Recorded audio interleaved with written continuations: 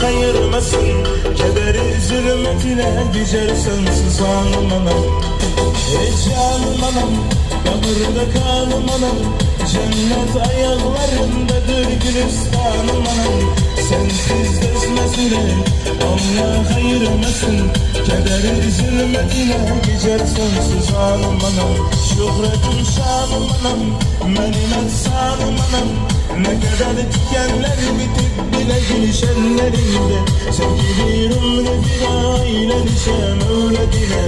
Ne kadar azap gizlenip saçının dönlerinde.